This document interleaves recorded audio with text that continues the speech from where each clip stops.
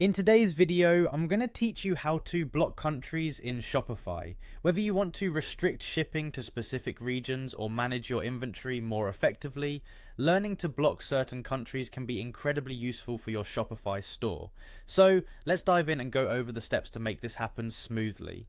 First, you're going to want to open your Shopify platform and head over to the homepage of your store. This is where you control most of the key settings, so make sure you're logged into the admin area of your account.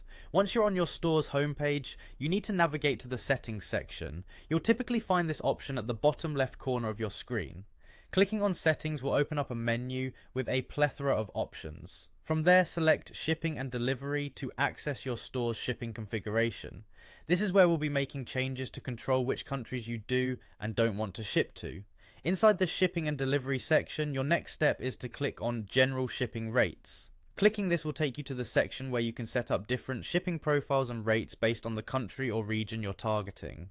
Your screen might show multiple profiles, especially if you've set up custom rates before.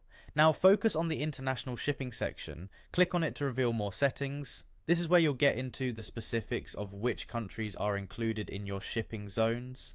Next, you'll see a small icon consisting of 3 dots. Click on these to bring up more options. Here, you'll want to choose Edit Zone from the pop-up menu. This option allows you to refine the countries that are currently part of your shipping zone. Once you're in the zone editing menu, you'll see a list of countries and regions that are included in this shipping zone.